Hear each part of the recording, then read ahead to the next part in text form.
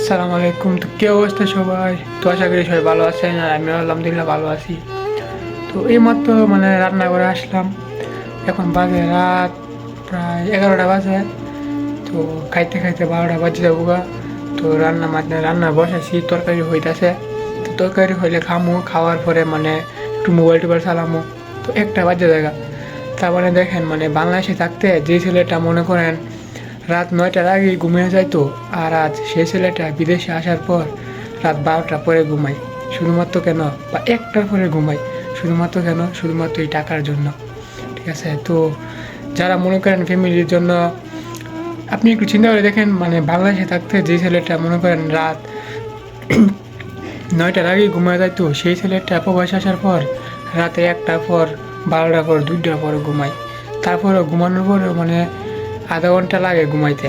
অনেকে 1 ঘন্টা লাগে, অনেকে আধা ঘন্টা লাগে, অনেকে 10 মিনিট লাগে, অনেকে 5 মিনিট লাগে। যার যে সময় ঘুম আসে সেই সময় ঘুমিয়ে যায়। তো নিজে রান্না করে খাইতে হয়, নিজে সব কিছু করতে হয়। নিজের কাপড় চোপড় যা আছে সব কিছু নিজেকে জোগাড় করতে হয়। মানে নিজেকে ক্লিন বিলিন যা পরিষ্কার টরিষ্কার কাপড় ধোয়া সব কিছু নিজেকেই করতে হয়। মানে বাইরে থাকতে তো নিজের কাপড় তো একটা জীবনও দিতাম না। গোসল করা শেষ, তারপরে মনে করেন কাপড় টাপড় যা আছে সব কলের ফেরা লেখা দিতাম। লেখা দিলে মা এসে কাপড় টাপড় ধুয়ে দিত, ঠিক না? কিন্তু বিদেশে এসে এটা নাই। নিজেরটা নিজে করতে হবে বিদেশে। নিজেকে রান্না করে খাইতে হইব, নিজের কাপড় নিজের ধুইতে হইব। নিজের চিন্তা নিজে করতে হইব।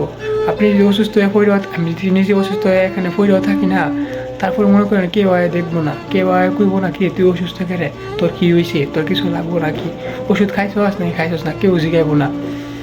ঠিক আছে? আর এটি হলো ভাই প্রবাস। আর আমি দেখেন আমি বাড়িতে একটা একটা কাপড়ও দিছি না, রান্না করার দূরের কথা, নিজের একটা কাপড়ই দিছি না। আর বিদেশে আসার পর রান্না করে খাইতে হয়, কাপড় দিতে হয়।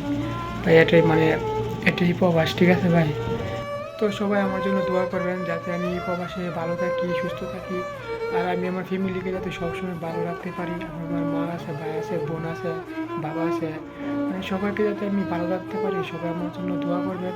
আর আমি যাতে সবসময় ভালো থাকি, বিভিন্ন বিপদ আপদ থেকে রক্ষা করতে পারি, বিপদ আপদ থেকে হেফাজত থাকি, সেজন্য আমার জন্য সবাই দোয়া করবেন।